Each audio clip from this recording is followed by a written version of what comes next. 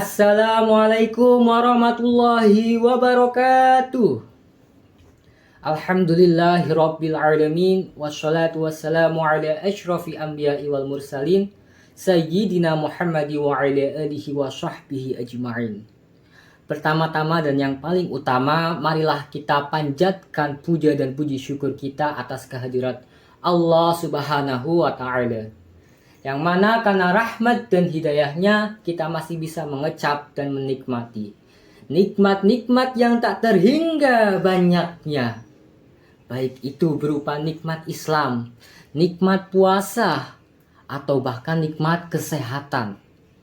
Dan yang kedua dan tak kalah penting, sholawat serta salam senantiasa kita haturkan atas junjungan kita Nabi Agung Muhammad Sallallahu Alaihi Wasallam, yang mana telah membawa kita dari zaman jahiliyah menuju zaman yang terang benderang ini. Berdirinya saya di sini ingin menyampaikan sebuah ceramah mengenai keseimbangan ilmu. Seperti yang tertera dalam suatu hadis, "Thalabul ilmi faridotun ala kulli muslim." Hadis riwayat Ibnu Majah, yang mana artinya mencari ilmu adalah hukumnya wajib bagi setiap muslim.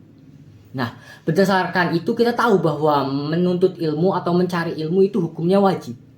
Tapi pernahkah terpikir dalam benak kita, manakah yang lebih utama antara ilmu agama dan ilmu dunia?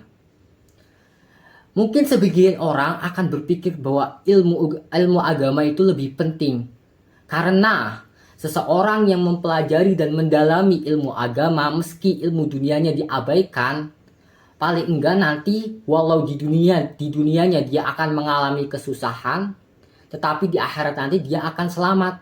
Tetapi seseorang yang mempelajari dan mendalami ilmu dunia, meski mengabaikan ilmu agama, walau di dunia nanti mungkin dia akan senang, sejahtera dan lain sebagainya, tetapi di akhirat nanti dia tidak akan selamat.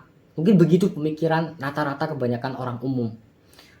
Ya memang hal itu nggak bisa dipungkiri, itu benar adanya dan nggak salah. Tapi pernahkah Anda mendengar suatu hadis bahwa ada diceritakan Rasulullah Shallallahu Alaihi Wasallam bersabda, dan di akhirat didatangkan seseorang yang mempelajari ilmu dan rajin membaca Al-Quran, kemudian diperlihatkan kepadanya tentang kenikmatan-kenikmatan sehingga ia tahu dengan jelas kenikmatan itu. Kemudian Allah bertanya, apa yang telah kamu perbuat? Dia menjawab, ya Allah, aku telah mempelajari ilmu dan aku telah rajin membaca Al-Quran. Semua itu karena Engkau, ya Allah. Kemudian Allah berfirman, kamu berdusta, akan tetapi kamu mempelajari ilmu hanya karena ingin dipanggil orang alim. Kamu mempelajari membaca Al-Quran hanya karena ingin dipanggil seorang qori. Nah, kemudian diperintahkan kepada orang tersebut untuk dicampakkan dan dilemparkan ke api neraka. Hadis riwayat Muslim. Nah, berdasarkan hadis tersebut kita tahu bahwa apa yang paling utama dalam apa yang kita lakukan seperti mencari ilmu, menuntut ilmu adalah our intention atau niat kita. Seseorang yang membaca Al-Quran, menghafalkan Al-Quran, atau bahkan rajin membaca Al-Quran hanya karena ingin dipanggil orang alim, hanya ingin dipanggil seorang qori, hanya ingin dipanggil seorang hafid, maka ilmunya itu akan menjadi amalan dunia, na'udzubillahi min dzalik. Tetapi sebaliknya, seseorang yang mempelajari ilmu dunia seperti kimia, fisika, atau sosiologi, bahkan atau ekonomi dan lain sebagainya, tetapi diniati karena Allah Subhanahu wa Ta'ala dan juga karena untuk memajukan Islam, maka insya Allah ilmunya itu akan menjadi amalan akhirat kelak dan insya Allah akan berbuah pahala. Atau kalau kita mengulas balik sejarah, berdiri suatu kerajaan daulah pada masa dahulu, berdiri pada tahun 750 sampai 1258 Masehi, yaitu Daulah Abbasiyah. Daulah Abbasiyah ini kekhalifahan Islam ketiga, yang mana pada saat itu mencapai puncak kejayaannya ketika dipimpin oleh Harun al-Rashid.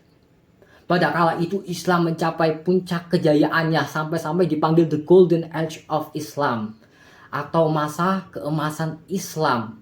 Pada saat itu Islam menjadi pusat ilmu pengetahuan. Wilayah Islam sangatlah luas. Dan juga bahkan bisa dikatakan bahwa Islam saat itu menjadi pusat peradaban. Dan bagaimana mereka mencapai itu? Bagaimana orang-orang Daulah Abbasiyah mencapai itu?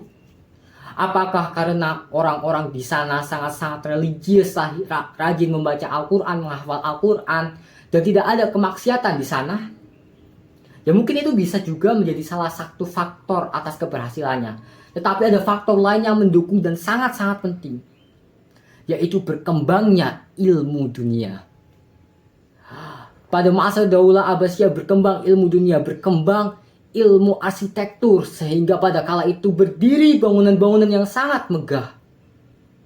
Kemudian berkembang juga ilmu pendidikan, sehingga pada masa itu lahirlah orang-orang yang hebat seperti Ibnu Sina, Al-Khawarizmi, Al-Farabi, yang nantinya akan berperan juga dalam perkembangan ilmu-ilmu lainnya. Pada kala itu berkembang juga ilmu militer, sehingga mereka bisa memiliki prajurit-prajurit yang kuat, yang nantinya akan menaklukkan wilayah-wilayah di sekitar Islam dan memperluas wilayah Daulah Abbasiyah, sehingga wilayahnya menjadi sangat luas. Nah, Daulah Abbasiyah ini adalah salah satu dari contoh keberhasilan terciptanya keseimbangan antara ilmu dunia dan ilmu agama. Dan juga Daulah Abbasiyah ini juga adalah contoh dari berhasilnya setiap masing-masing penduduk di sana menjalankan peran dalam masing-masing bidangnya. Dan tentunya saya yakin setiap orang di masa Daulah itu juga tidak mengabaikan ilmu agama, sehingga tercipta keseimbangan antara ilmu agama dan ilmu akhirat. Nah, sekarang kita balik ke sini, kembali ke Indonesia. Kita sebagai generasi muda perlu mencontoh itu, perlu mencontoh strategi Daulah Abbasiyah itu, untuk bersama-sama kita membawa kembali masa the golden age of Islam.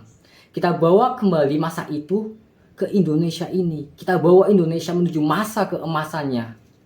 Bersama kita pasti bisa. Jadi buat orang-orang di Indonesia yang suka fisika, suka kimia, suka biologi, suka sosiologi, ekonomi, atau apapun itu, monggo diteruskan, didalami, dan diseriuskan.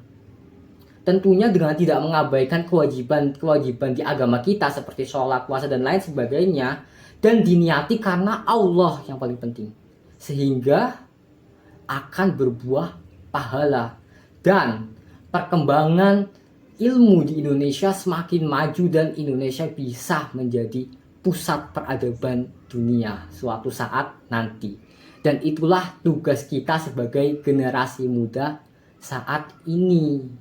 Nah, jadi mungkin sekiranya itulah yang dapat saya sampaikan. Kurang lebihnya mohon maaf. Bila ada sumur di ladang, boleh kita menumpang mandi. Kalau ada umur panjang, insya Allah kita akan bertemu lagi.